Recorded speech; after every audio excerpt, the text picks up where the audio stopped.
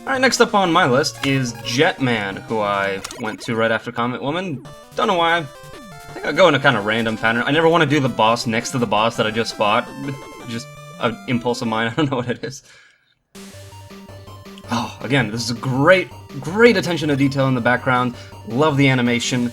It's super vibrant, and you've got a nice mix of visuals here. I mean, you got the jet tarmac, the tower in the background, mountains, and then even beyond that, a city in the background. Like, there's so many layers to this background, and the night sky above. It's really brilliant. Just wanted to showcase that enemy there. I think he's so cute. Little dude running with suitcases full of birds. I mean, it's a fun enemy. Really clever design. These enemies, any kind that kind of shoot up from the ground like that, I'm personally sick of. They don't use them too badly in this game, actually. I think they use them quite well, but god, did they overuse them in Mega Man 9 and 10. It seemed like every single pit had these coming out of it. Even worse in the bonus stages. The bonus stages were nothing but those enemies coming out of the pits. Just annoyed the crap out of me. Ooh, I timed that very poorly. Oh, and I'm doing awful right now. Those flying jet, like overhead jet enemies are kind of neat. I do like how they have two variations and they introduced them to you right at the start. We also have shield attackers here with a neat gimmick of they'll fire behind them when they turn around. Again, just a small change, but it's really effective in differentiating them from the swarms of shield attackers you fought in other games in the past. So it's appreciated change for me. As you can tell from the sound of me furiously banging my enter key to enter the menu, I am playing this on a keyboard. I don't have a controller that I use for PC games, and most of my other videos are done on the original console, which I can't do in this one, obviously, because it's a downloadable title. I suppose if I had a PS3 or something, it might work for that, but I don't know. I've never tried it, so I can't say. Not sure. Oh, actually, never mind. I was about to say I don't really comprehend the choice for that pit, but it does throw off your firing for just a split second. From that luggage carrier enemy, so... Oh, that was a life. I wanted that. So yeah, I guess it works out for the best. Really like this enemy.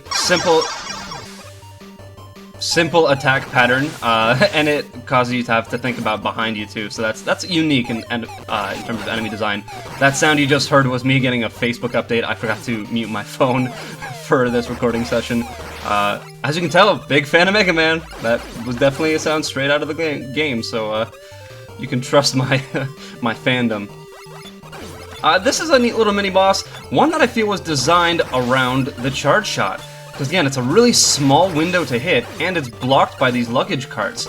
So it rewards kind of good timing and saving up just the right shot. Again, it feels like it was designed around the charge shot. This is the kind of enemy that I would more expect to see in Mega Man 4, 5, and 6 than in 1, 2, and 3. Really don't understand why they removed that from this build of the game, though maybe it'll come back in future builds. How am I screwing this up? Oh, not sure why. These are new kinds of platforms. Running in one direction will make them go the other one. Just had a weird video glitch. Hopefully that doesn't come out too badly. But yeah, so it's neat how it kind of trips you up in the mind because you got to think, okay, if I want to go right, I have to run left. And the platforming challenges that come from this are, well, in terms of what you can do with it, it's endless, really. And it uses it to great effect in this level, I think. Don't get too close to me. Alright, so that's another bonus path to one of the Yoku blocks, which we're going to take. And I don't feel too bad about not being able to show you the regular path in this level because it's mostly what we're going to see in the bonus path, actually. Just a lot more of those conveyor platforms and the shield attacker enemies and kind of placed about. Which we'll get to after... I carefully get through here. Oh, not too carefully, though.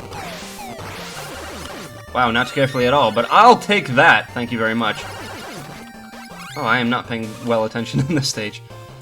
But yeah, so more of these challenges on the regular path with the shield attacker enemies, kind of like we see right here, so, you know, I don't feel bad about not being able to show it to you. Let's just wait for the opportune moment here. I am going to restock, and then... actually drop myself to safety. Oh good, it comes back. I wasn't sure if it was going to. Again, this is a neat little challenge. You have to think about the path of the enemy. Ah! And I didn't expect it to come from that side, so I had to think about it really quickly. So there's our block up there. We're gonna make our way to it slowly and carefully. This time I know that in any straight path, I want to be wary about those luggage enemies. Ow. Oh, and I have to be wary about making my damn jumps. My apologies there. I'm gonna skip ahead to that. I'll meet you there. Alright, we've made it over the jump. And now we have a new enemy here.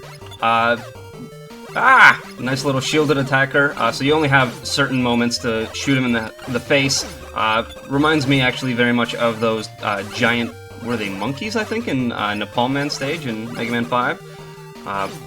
Again, an enemy with time-based weak point. I don't know why they don't have a charge shot in this game. But nonetheless, let's run! Oh, thankfully that came from the right direction that I was already facing, because otherwise I would not be quick enough to switch around and get it. But alright, one letter down. Damn it. Alright, I got this. Ugh, I did not actually have that one. Ah ha ha ha!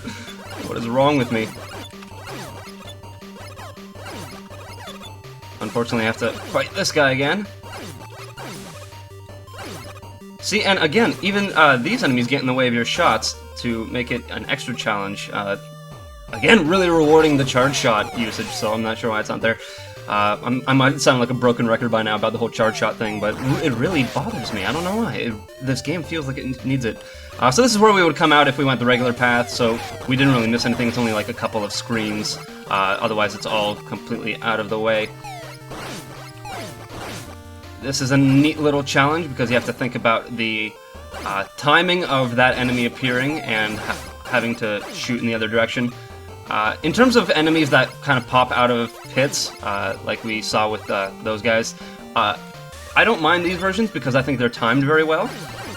If you shoot the first one that comes out, you can very easily make it across the gap without having to worry about them.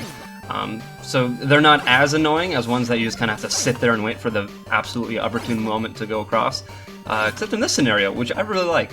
I think this is a neat challenge, especially when you bring in these guys, because you have to think about which direction they're coming from and which direction you have to aim to shoot. And since you're moving in the opposite direction when you slide along these platforms, it makes it extra tough. And holy crap, I'm gonna die. Oh, I was really hoping for help there. I don't want to have to use an E-tank. I really don't want to have to use an E-tank. Okay, hopefully I'll just kick ass, and you'll all be super impressed. Okay, if I remember correctly, I'm gonna pause in case enemies are gonna spawn around here. We're gonna reach a mini-boss next through the next area. It's the baggage platform guy. And he's really, really difficult. If you dodge his attacks by jumping to the side, you're gonna get hit. As you could see when I fought the first one, the way its projectiles kind of broke apart. And in the next room, if you happen to do that and you get hit, it's instant death, just based on the layout of the room. So it's really tricky. It requires really precise jumping. Hopefully I'll be able to do it. But if not, well, I hope so. Alright, let's do this! And I suck! Damn it! Speed up! Since I apparently suck so much, I might as well just show you guys what happens if you go the regular route. And I was feeling so great about not having to. Yeah, it's just, I think these two rooms, maybe one more after it? Not much. Like I said, the other route is much longer, and you kind of take a roundabout way to get to the Yoku letter. So there's not much being omitted. And yeah, there we are. That's it. Alright, here we are, back again. Round 2. This time you will not best me. To dodge this, if you're jumping the way that I do, I suggest taking the fight a little bit closer to the edge here. Just so that you have more room to maneuver, or if you want to dodge this way, which, I don't know, whatever feels more comfortable, just stand closer to the opposite edge, obviously. And that's it for this level, aside from the boss, which hopefully I won't get my ass kicked by. Jetman is another boss that, yes, Again, feels like it was designed around the charge shot, mainly because it's a marathon. He spends a lot of time in this fight off-screen or in an area where you can't hit him. So it's another boss that really rewards saving up the perfect shot to use on him, and just giving him that many invincibility frames seems really wrong. Like, I'm only going to be able to get a couple of attacks in on him, and then I have to wait for my next opportunity. It's just a lot of waiting around in this fight. I slid away from that bomb there, but I actually recommend jumping over that attack. It's much easier to time. I'd pretty much only use the slide in this fight to dodge this. Yeah, see, there we go. It's actually a neat little... Oh, well, there go me eating my words. It's actually a neat little gimmick that they have a consistency on which side of the screen he goes to. So you'll notice he just flew to the other side of the screen, and we know that's where he is right now, and that's where he'll come from.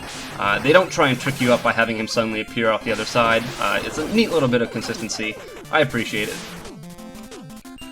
Like I said, this fight just takes too long. I feel like I spend way too much of it waiting for the opportunity to strike. Same case with Nailman's fight, really. If the charge shot was around, I wouldn't have this problem, because I would just be, you know, dealing all my damage in one really good shot. Sigh. Boom! But overall, decent fight. Just feels a little bit too long. I really do like the consistency of which side of the screen he flies from. That's a neat consideration. And in terms of geography, I also really like the way that this level goes. You kind of climb up the tower in this airport area, and then you drop down onto the tarmac for the final fight. Another neat little bit of geography like in Nailman stage that you don't often see. And one more level down!